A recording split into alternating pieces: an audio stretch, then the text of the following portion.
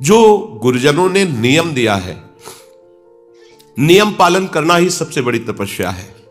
ये दिनचर्या, माता सबरी ने एक दिन भी निराशा नहीं पैदा की। गुरु ने कहा था प्रभु आएंगे, रोज वही दिनचर्या, रोज सोहनी लगाना, जल छिड़कना, पुष्पों के पावड़े डालना, फल आदि चयन करके प्रभु का इंतजार करना।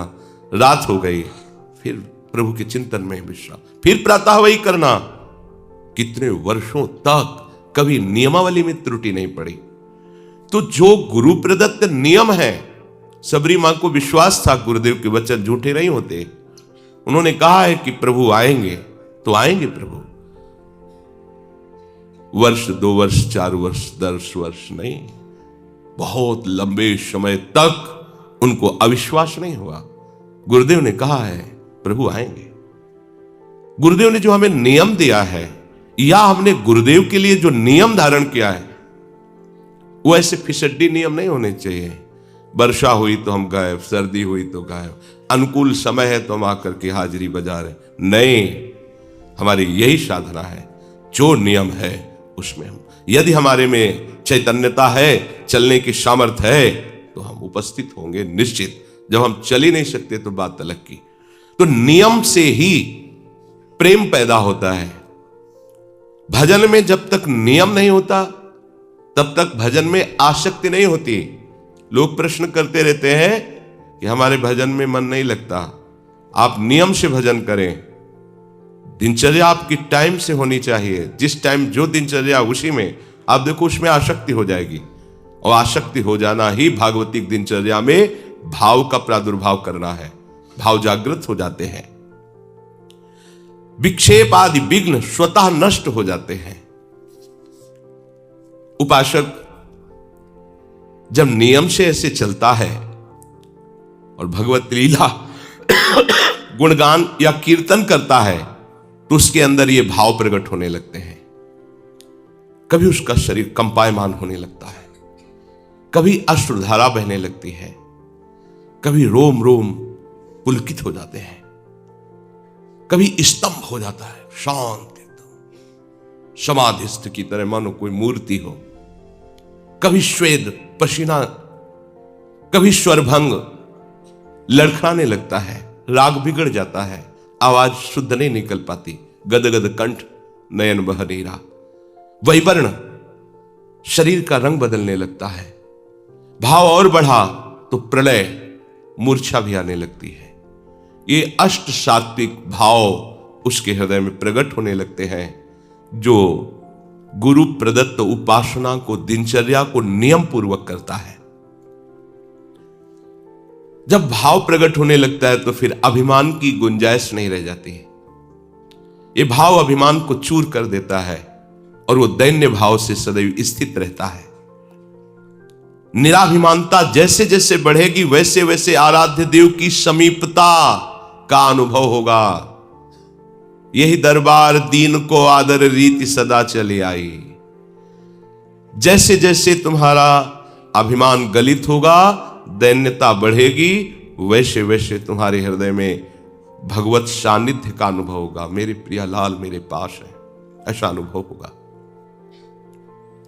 जैसे जैसे ये अनुभव होगा, वैसे वैसे देह के संबंधी रिश्ते नाते, जाति, कुल, मर्यादा, जगत का, ये सब विस्मरण हो जाएगा। एक साथ सबका विस्मरण हो जाएगा। भगवत प्रेम में जगत की स्मृति की कोई भी जगह नहीं रहती, शरीर की स्मृति की कोई जगह नहीं रहती, भोग स्मृति की कोई जगह नहीं रहती। उसके हृदय में तो बस अपने प्यारे की स्मृति का राज्य होता है।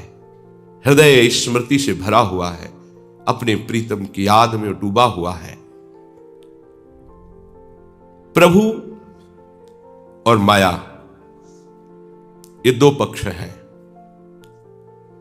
प्रभु में हमें यदि डूबना है तो संपूर्णतया माया का चिंतन त्यागना ही होगा, अनन्य चेताह बनना होगा, अनन्य चिंतन लाना होगा। अन्य चिंतन आने ही ना पावे। राग के कारण ही अन्य चिंतन हमारे हृदय में होता है।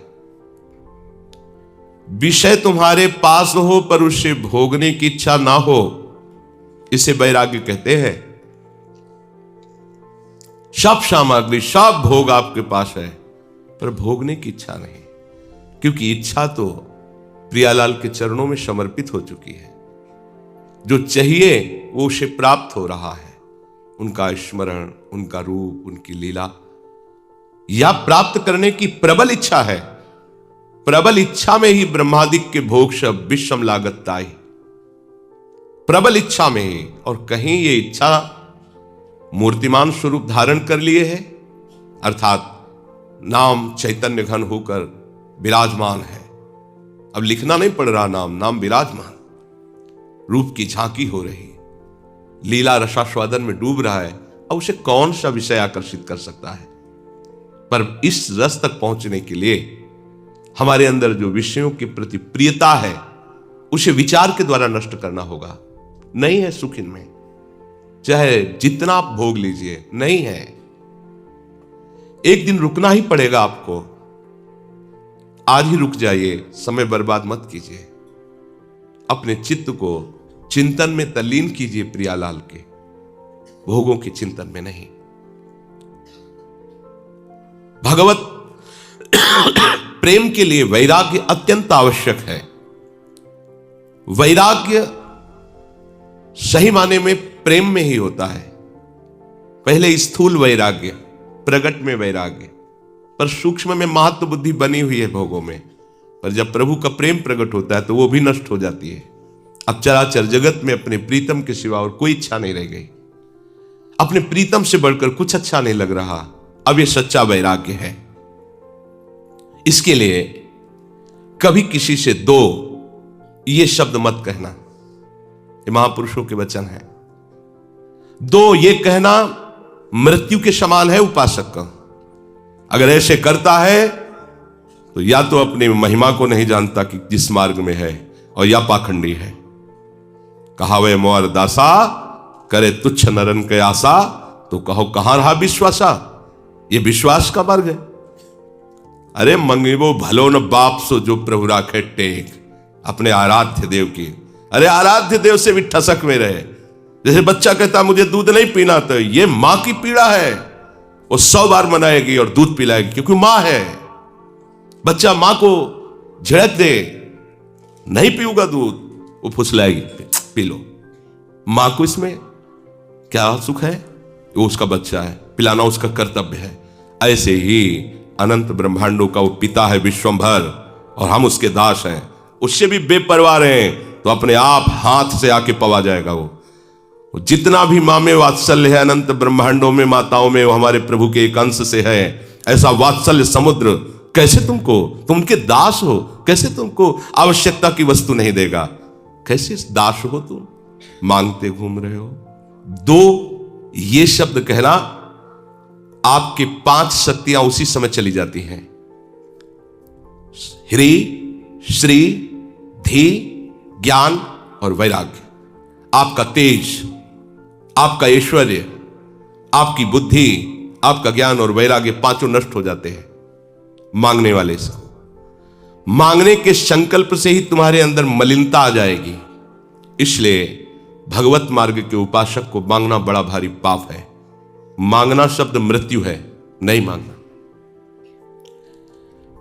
उपासक जब विषयी पुरुषों का संग करने लगता है तो उनसे भी नीचे वो गिर जाता है, उनसे भी नीचे गिर जाता है। क्योंकि उनके अंदर तो ये होता है कि मैं विषयी हूं, मैं नीच हूं, ये संत है, ये भाव तो रहता ही है। लेकिन वो जो मैं वैरागी हूं, विरक्त हूं, संत हूं, वो जब उनके संग से नीचे गिरने लगता है तो बहुत बुरी दशा को प्राप्त होता है। हमें प्रभु के मार्ग में आगे बढ़ना है। भोगी पुरुषों के शरीरों में भोग के परमाणु होते हैं, इसलिए उनसे संभाषण, उनका स्पर्श करना, उनको अपनी गोष्ठी में बैठाना, ये बहुत हानिकारक है। भोगी पुरुष, गृहस्थ है, भगवत भक्त है, वो नहीं। जिनका केवल भोग ही लक्ष्य है, रुपया पैसा वाले हैं, आकर हमें कुछ पैसा देंगे, रुपया देंगे, हमारी आवश्यकताओं की पूर्ति होगी, इसलिए हम उनकी सेवा करें, उनके आगे चाटुकारिता करें, बिल्कुल नहीं। उपासक को कभी अभिमानिनते न्यारे, ऐसा नहीं होना चाहिए। एक संत गंगा किनारे मिले थे, बोले हम केवल 30 मिनट के लिए भिक्षुक होते हैं, इसके बाद इतने बड़े बादशाह होते हैं कि हमारे समान ब्रह्मा को भी सुख नहीं है। देवराज भी इंद्र हमारी गुलामी करने के लिए तरसता है, हम ऐसे बादशाह हैं। 30 मिनट के लिए केवल हम भिक्षुक होते हैं। गए रोटी मां, इसके बाद बादशाह है, कोई भी चाह नहीं, चिंता नहीं, मनुआ बेपरवाह, एकमात्र परमात्मा चिंतन में, विषयी पुरुष का आशंक नहीं। कोई तुमसे संभाषण करना चाहता है और आपको दृष्टि में लग रहा है कि भजन विहीन है, नहीं, संभाषण नहीं करना। यदि हम भक्ति मार्ग में आगे बढ़ना चाहते हैं, जहां दुख का प्रवेश ही नहीं, ऐसे सुख की प्राप्ति के लिए, तो सुने न काहू की कही, कहे न अपनी बात, नारायण वा रूप में मगन रहे दिन रात। किसी की नहीं सुनना, अपने हृदय की बात किसी से नहीं कहना। अगर बात ही करना है तो अपने हृदयनाथ से बात करो, वो सुन रहे। बस उन्हीं के नाम, उन्हीं के रूप में रात दिन उपासक डूबा रहे। मुख से बोलने के पहले विचार करो, आपके आराध्य देव संबंधी वार्ता है या माया संबंधी, किसी वस्तु, व्यक्ति, स्थान की प्रशंसा या निंदा, ये सब माया जनित है। किसी वस्तु, व्यक्ति, स्थान की प्रशंसा या निंदा, ये सब माया जनित है। अपने आराध्य देव के नाम रूप लीला धाम जनित बात यदि निकलने वाली है तो, नहीं तो रोक लो उस वाणी के वेग को, मत बोलने दो। जो तुम अपने आराध्य देव से भिन्न चर्चा करते हो तो कैसे उपासक तुम हो? यदि आराध्य देव की सिवा बात करते हो तो आराधना किसकी कर रहे हो? प्रपंच की या प्रपंच से अतीत परमात्मा की? अगर प्रभु के उपासक हो तो प्रभु की चर्चा करो, प्रपंच के उपासक हो तो करो प्रपंच की चर्चा। दुनिया का चिंतन, दुनिया की बात और दुनिया की क्रियाएं देखना और करना, यह संसारी पुरुषों में होता है, उपासकों में नहीं। दुनिया का चिंतन, दुनिया की बात, दुनिया की क्रियाएं या क्रियाओं में दोष दर्शन, गुण दर्शन, यह संसारी पुरुषों के द्वारा होता है, उपासकों के द्वारा नहीं होता। तुम दरिद्र नहीं हो, तुम महाधनी हो। दरिद्र वह है जो भोगों की वृत्ति में भोगों को भोगता हुआ भी तृप्ति का अनुभव नहीं करा, और भोगो, और वो दरिद्र है, वो भिखारी है। करोड़ों रुपए फिर भी करोड़ों की चाह है, बड़ा भिखारी है। साधु दरिद्र नहीं होता, साधु भिखारी नहीं होता। साधु भगवदानंद का धनी होता है, नाम धनी होता है। कबीरा सब जंग निर्धना, धनवंता नहीं कोय, धनवंता सोई जानिए, जाके राम नाम धन होए। प्रभु का नाम रूपी धन है, वो धनी है। विषयों में फंसा हुआ अपने को धनी मानता है, नहीं, वो दरिद्र है, समझ नहीं पा रहा। कितनी दरिद्रता अंदर बढ़ गई, करोड़ों अरबों है, फिर भी खरबों की तरफ वृत्ति जा रही, बढ़ती चली जा रही। और ये धनी अब जीने की इच्छा का भी त्याग है, मरण के भय का भी त्याग है। कोई लाभ हान, कोई सुख दुख, कोई मान अपमान का प्रभाव नहीं, निरंतर अपने आराध्य देव के नाम में डूबा हुआ है। स्वभाव को यदि नहीं बदल पाए तो तुम पशु हो, उपासक कहां हो? महापुरुषों के वचन है, जो अपने स्वभाव पर शासन नहीं कर पाया वो पशु है, उपासक नहीं है। अपनी आदत, अपने स्वभाव को अपने आराध्य देव की अनुकूल बनाना, ये उपासक का लक्षण है। श्री कृष्ण अनुकूलेन प्रतिकूलस्य वर्जनम। पागलों की तरह जो सामने आया बस उसी में राग कर बैठे, ये उपासक का लक्षण है। ऐसे को किसी में भी अनुराग नहीं होता, ये केवल अपनी वासनाओं का पोषण करते, चाहे जिस भेष में हो। महापुरुषों के वचन कड़वे जरूर लगते हैं, लेकिन ये वो सुदर्शन चूर्ण है जो जड़ से भवरोग रूपी बुखार को नष्ट कर देता है। संसारी बातों से, संसारी वस्तुओं से, संसारी पदों से आज तक किसी को सुख शांति मिली है क्या? चाहे वो किसी भी पद में हो, सांसारिक बातों से, सांसारिक पदवियों से, सांसारिक भोग सामग्रियों से आज तक किसी को सुख मिला है क्या? शांति मिली है क्या? वैराग्यवान को जो आनंद है वो ब्रह्मा जी देवराज इंद्र को भी आनंद नहीं है, वैराग्य का आनंद। फिर अनुराग की तो बात ही जाती, वो तो इसके आगे की बात है। जन्म जन्मांतरों से हमारा विषयों में अनुराग रहा है, इसी अनुराग के चक्र को तोड़कर प्रभु से अनुराग करना, यही तो हमारी साधना है, यही हमारी साधुता है, यही हमारा भगवत मार्ग है। प्रभु में अनुराग हो जाना, संसार के राग का नाश हो जाना। कोई भी संसार का पदार्थ नित्य नहीं है, कोई भी संसार का संबंधी नित्य नहीं है, कोई भी संसार का पद नित्य नहीं है या नित्य है, नष्ट हो जाएगा। क्यों प्यार करते हो? ये रागियों को समझ में नहीं आ गए, वैरागियों की बात है। किसी भी वस्तु से, किसी भी व्यक्ति से, किसी भी पद से अपना संबंध नहीं है, तभी परम पद के अधिकारी। ये भागवत पार्षद बनने का सिद्धांत है, ये प्रिया सहचरी बनने का सिद्धांत है, ये उस चिदानंद सुख की प्राप्ति का सिद्धांत है जहां दुख का लेश मात्र भी नहीं है। यदि प्रभु के नाम में तुम्हारा प्रेम नहीं हुआ, प्रभु के रूप में प्रेम नहीं हुआ, प्रभु के धाम में नहीं प्रेम हुआ, तो घर छोड़ दो, कपड़ा छोड़ दो, चाहे जहां घूमो, कुछ नहीं मिलने वाला। अपने को आत्मज्ञानी कहो, भगवत प्रेमी कहो, वैरागी कहो, त्यागी कहो, कुछ नहीं मिलने वाला। हमें सतत जहां भी हैं, जैसे भी हैं, भगवत चिंतन करना है। भगवत चिंतन ही तुम्हें स्थिति प्रदान करेगा। ये घर द्वार छोड़ देना, कपड़े बदल लेना, इससे ही केवल काम नहीं बनेगा। भगवत चिंतन कितना बढ़िया अवसर दिया है। रात दिन उन्हीं की चर्चा, उन्हीं की लीला गुण गायन और उन्हीं के धाम में रह रहे। अब बात न बनी तो फिर नहीं बनेगी। बार बार तो बनत नहीं, यह संजोग अनूप, बहुत बढ़िया संजोग बना दिया है। भगवत प्राप्ति का बहुत सुंदर संयोग बन गया है। जब इन सबको छोड़ करके आगे बढ़ता है उपासक, तो प्रतिष्ठा आकर उसके सामने खड़ी हो जाती है। मान सम्मान प्रतिष्ठा, इस किले को तोड़ना बहुत मुश्किल है। संसार का चिंतन, संसार की भोग सामग्री, संसार की पद प्रतिष्ठा आदि को जो धूल धूसरित कर देता है, वही भगवदानंद में स्थित होता है। तो ये आखिरी किला है, मान बड़ाई कीर्ति प्रतिष्ठा। अगर उपासक सावधान नहीं रहा तो इस किले को नहीं तोड़ पाता। अच्छे अच्छे इस किले में फंस जाते हैं।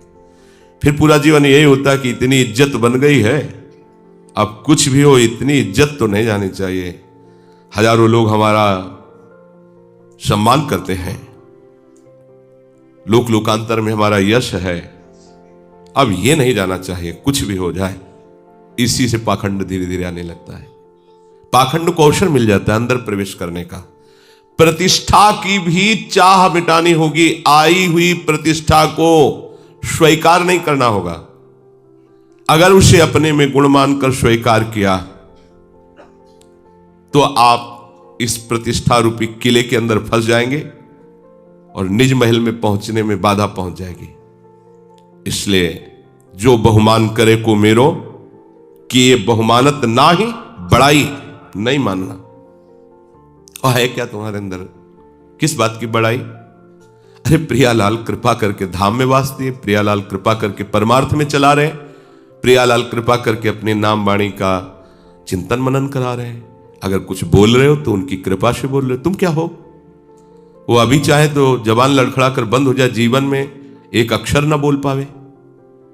तुम्हारी सामर्थ्य है? कोई सामर्थ्य नहीं। एक रोम झड़ना है तो उसे तुम नहीं रोक सकते हो, फिर तुम कितने सामर्थ्यवान। ये प्रतिष्ठा उन्हीं की हो रही है, प्रभु की हो रही है। यदि आप अपना यश मान लिए, आप अपनी प्रतिष्ठा मान लिए, तो आप भगवदानंद से विमुख हो जाएंगे। उपासक अपने प्रीतम के सिवा और किसी को नहीं देखना चाहता।